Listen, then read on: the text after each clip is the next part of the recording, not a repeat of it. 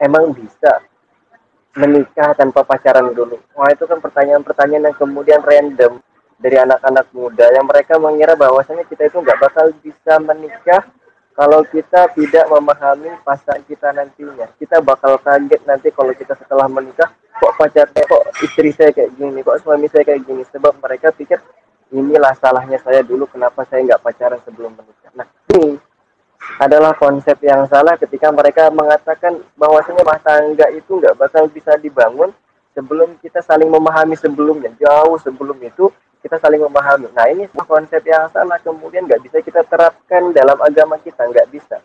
Al-yauma akmaltu lakum dinakum wa atmamtu alaikum ni'mati wa raditu lakumul Islam madinah. Itu kan Allah Subhanahu wa taala telah mengatakan Islam itu udah agama yang sempurna. Rasulullah itu sudah menjadi suripan yang luar biasa juga. Dan Rasulullah dalam Al-Quran itu tidak pernah mengajarkan kepada kita pacaran dulu tujuan, meskipun tujuannya menjajaki, memahami, kemudian apa lagi? Untuk memperkenalkan kita, untuk biar nantinya kita nggak kaget, itu nggak ada. Itu adalah sebuah konsep yang salah yang kemudian direferensikan kepada anak-anak muda bahwasanya rumah tangga itu nggak bakal bisa dibangun kalau nggak didahului tanpa adanya pacaran. Pacaran tanda kutip kata mereka dengan tujuan untuk memahami. Pacaran tanda kutip kalau kata mereka dengan tujuan untuk menjajaki pasangan. Salah. Sebenarnya dalam Islam nggak ada teori seperti itu, nggak ada. Rasulullah, teman-teman ya, saya senggol kembali. Rasulullah itu sampai diberikan khususia. Khususia itu adalah kekhususan buat Rasulullah menikah setidaknya dengan 12 istri. Ada yang mengatakan 13, ada yang mengatakan 12, ada yang mengatakan 11. Tujuannya untuk apa? Bukan karena hawa nafsu, bukan karena Rasulullah itu nafsu, bukan karena memang keinginan Rasulullah semata, bukan. Tetapi memang ini adalah tuntutan dari Allah Subhanahu wa taala, tuntutan dari sang pemberi wahyu, kemudian dikawal juga oleh yang memberikan wahyu, malaikat Jibril. Tujuannya untuk apa? Ya, Rasulullah itu sebagai suri toladan terhadap semua segala hal. Kayak menjadi suami, iya. Keluarga Rasulullah itu kalau untuk perempuan-perempuan itu bisa menjadi sebagai contoh suri dan terlengkap. Tujuannya apa menikah dengan 12 istri tadi? Wa mayadiku anil hawa. Bukan karena hawa nafsu Rasulullah menikah dengan 12 istri, bukan. In huwa illa wahyu yuha. Akan tetapi ini adalah sebagai wahyu dari Allah Subhanahu wa taala dengan tujuan agar umatnya itu bisa mengikuti role model apa yang harusnya mereka tiru, ya kayak kita gitu. Terus memiliki role model siapa-siapa yang kemudian pengen jadikan hidup itu sebagai hidup yang benar. Banyak role model, banyak. Tetapi role model yang mengajak kita kepada kebenaran, menjauhkan kita pada kesesatan itu sedikit. Bahkan Rasulullah itu adalah satu-satunya role model terlengkap yang kemudian nggak ada duanya, itu nggak ada, cuma ada pada Rasulullah sendiri.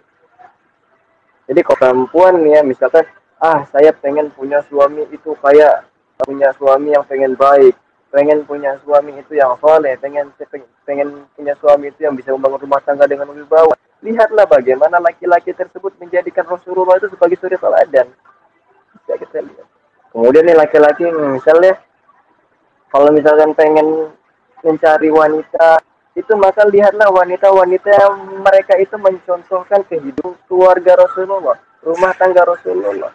Kadang-kadang ada perempuan-perempuan yang mengikuti role modelnya Aisyah. Aisyah kan udah mah manja, udah mah anak rumahan, udah mah nggak mau dicemburuin, itu Aisyah banget. Anak rumahan banget itu Aisyah. Kadang-kadang ada wanita yang menjadikan role model menjadi Aisyah, ikuti.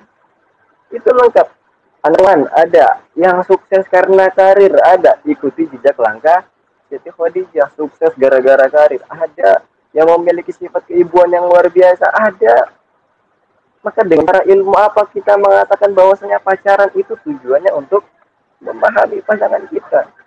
Ini adalah sebuah konsep yang salah yang kemudian menjadi guidance anak-anak muda sekarang. Nah, ini menjadi satu problem yang salah banget. Karena memang itu yang didapati oleh anak-anak muda. Makanan manusia ya teman-teman. Makanan kita manusia. Nah, ini sebuah konsep yang salah kemudian menjadi referensi anak-anak muda. Sebab makanan kita itu ada dua. Yang pertama, makanan kita itu adalah makanan-makanan jasmani. Makanan-makanan jasmani itu yang kayak kita makan nasi, kayak kita makan tempe, kayak kita makan udang, kayak kita makan apalagi sayur-sayur, kan makanan-makanan jasmani kita. Tapi ada satu yang kemudian bahaya, itu adalah makanan rohani kita. Makanan rohani itu ya makanan kayak yang kita lihat, yang kita dengar, yang kita perhatikan, yang kemudian bisa menjadi habit bagi kita. Nah, anak-anak muda kemudian dicekoki dengan makanan-makanan rohani seperti ini.